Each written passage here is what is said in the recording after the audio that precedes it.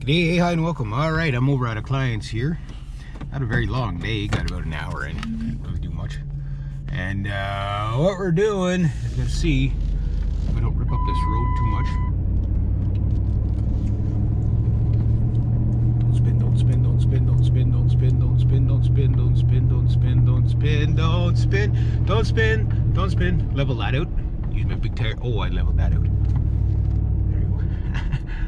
Oh, she'll be happy about that. Her poor little car was stuck, not stuck in the, well, it got stuck back here a little bit. This little laneway is like, gets full of snow to the point where I can't get my truck in because I don't want to spin it. Oh, I could have probably did that one too. So what I'm using is the weight of my truck to just kind of like flatten out those ruts before they dry out and harden up, because then it makes the road 10 times rougher. This road is usually really rough. Well, it's not usually, it's just rough. But what I'm trying to do, and the reason why I got my truck out here, we're going to talk about a few things about this truck, is that no, it's not fixed. I got my scan tool down there. I know it's not the best one, but it's, you know, it was loaned to me and it's what I got. And thank Chris for letting me play around with it. Now, I nearly died on this corner the last time, but you see, this is the second time I've taken the truck out. So I nearly went down in there last time when the engine conked out. What I'm waiting to see is if it's going to do it again. And what it does is the engine light comes on at random. Right? It's completely random. It doesn't do it all the time. And when it comes on, sometimes it's just the engine light's on and that's it. And then sometimes it'll come on, the engine light will flash and the engine starts running rough. And then sometimes it'll go away. But twice it got rough enough where the engine actually conked out on me. That's just my, that's just the brake light thing. That's that sensor. I'll have to fix that too, but it doesn't do it all the time. A lot of times it does it when I'm on my way back. And then I started thinking of something, because I haven't changed the oil in this since I bought this thing, because the drain bolt is pretty much, whoever tried to take it off last, they stripped it, right? The head on it, so I don't have the tools to take it off. So I was just going to get somebody else to change the oil for me, but like pretty much everybody I know right now with a broken truck, you can't get anybody to work on them right now. It's just, there's a backlog, and it seems like nobody wants to work on them, right? The noise you hear is, yeah, that's because my exhaust is kind of off. Don't want to drive too fast in case it starts doing it again. But you see, like, it runs and drives fine, except for the noise you're getting from the exhaust. It's just when it does that thing, it's dangerous, because when my engine dies, regardless of what speed I'm at, with these big heavy tires on here, these are 285s on here, you cannot move this steering wheel. When that power steering pump, when the engine dies, your power steering pump dies. When your power steering pump dies, you got no steering. I don't care how strong you think you are. You cannot, even if you could move it a little bit, you wouldn't be able to move it fast enough to correct properly, and you'll end up, if you're on a straight stretch, not so bad, you know,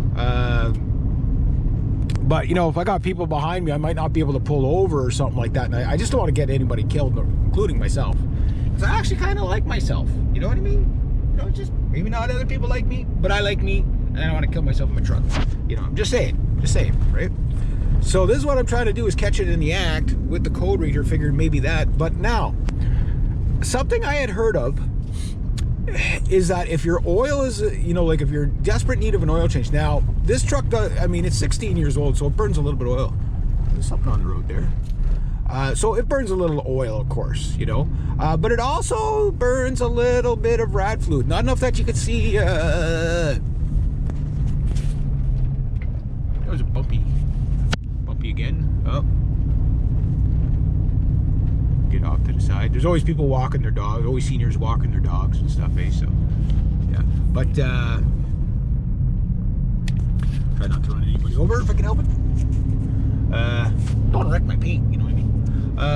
Anyway, yeah, it's, I've heard of, I think it was A1 Auto or whatever, talk about that if your oil was low, that you would get these weird misfires and stuff like that. So I'm wondering if, like, it could be the old oil, because, like, I topped up the oil. It wasn't half low. It was maybe about a quarter low. So I topped up, and I topped up my rad fluid, and I'm wondering if like I know if you were burning a lot of rad fluid, yeah, that would definitely affect your engine. It would, you know, that'd be a head gasket thing, or maybe a coolant pump leak or something. I don't know how it would leak into the, because I don't see any like rainbows on the ground. Like the truck is leaking internally, not externally. Where like Freddie was, sorry, not Freddie, but Brutus was easy, because Brutus had, it was like he was like the Exxon Valdez, right? There was just stuff leaking out of him left, right, and center. Poor Brutus. Brutus was an old Ford Dodge. Still have it, yeah. But the thing is that if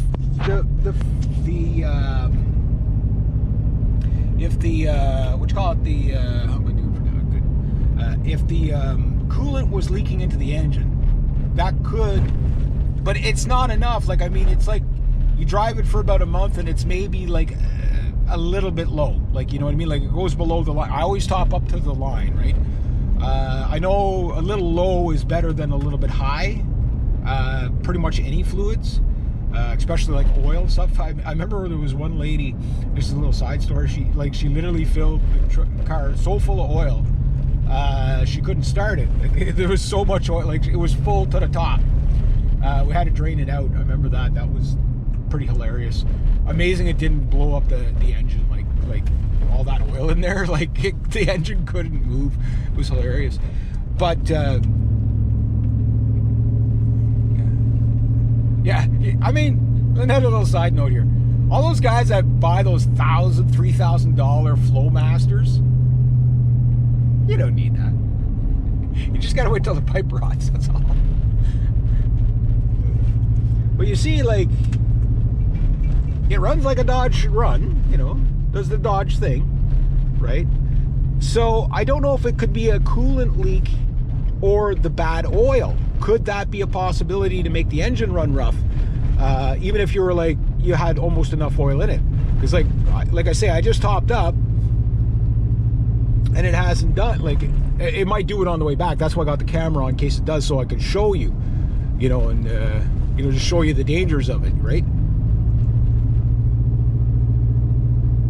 This truck sounds so freaking cool. Like, I feel like Mad Max every time I drive this thing. I love this truck, I really do. So I'm hoping to get it fixed. I got one guy, Richard, he might be able to look at it, but I don't have the money for anybody to fix it right now. Holy geez, Quebec roads. Yeah, Quebec roads are something else. You gotta have good suspension for Quebec roads. I've seen cars like 3 years old have to replace like shocks and everything. You know, so that's why I want to get all the fluids changed, right? Because that could be one. The other thing is, I was talking to Sam, my partner that I'm going to be going up north with, and I was talking to his cousin in Toronto. He's a truck guy. Like, he gets old trucks, fixes them up, and easy boy, easy. It's been a while since he's been out, so. But it's like, I kind of forget that this truck kind of takes off on you a bit. Like, you know, it's a Hemi, right? So he was saying that he had a similar problem that I described to him, but it was a weird wiring thing. He says, like, if it's a wiring, sometimes it won't show a code if it's a wiring thing, right? Which makes sense. So if it doesn't and I don't see a code, there's a good chance that it might be a wiring thing, right? And if that's the case, you know what I mean? Like, tracking that. He found one where it was the actual plug that goes for your trailer lights. He said it was back there. And he said another thing, Roy, was his fuel filter. He says, and he had a fuel pump problem that did that intermittently, and it caused the same problem. So I mean, could be chasing the Phantom here for a long time, right? But it's so some sort of a ground wire. I don't know. Well, at least so far I'm surviving the mission. But I kind of wanted to do it again because, not that I wanted to do it again, but I wanted to do it again because then I'll I'll know what it is, you know what I mean? Or, you know, can eliminate the sensors. You know, that's why you never just, you know, start replacing stuff left, right, and center until you know what it is, because you can spend a lot of money chasing phantoms, right?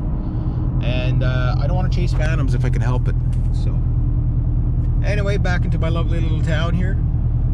I love driving this truck. I miss driving this truck so much. Pretty much, but now at least the sides of the roads are cleared off, so that if I do have a problem, I can pull off to the side of the road without hopefully getting killed or killing anybody. You know, where in the wintertime the snow is pretty much right on the road. It was actually kind of snowing today. Watch my speed.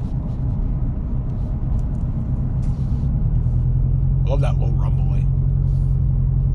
Yeah, scrap metal guy. And Randy. Randy doesn't do scrap metal, does he? Anyway, yeah.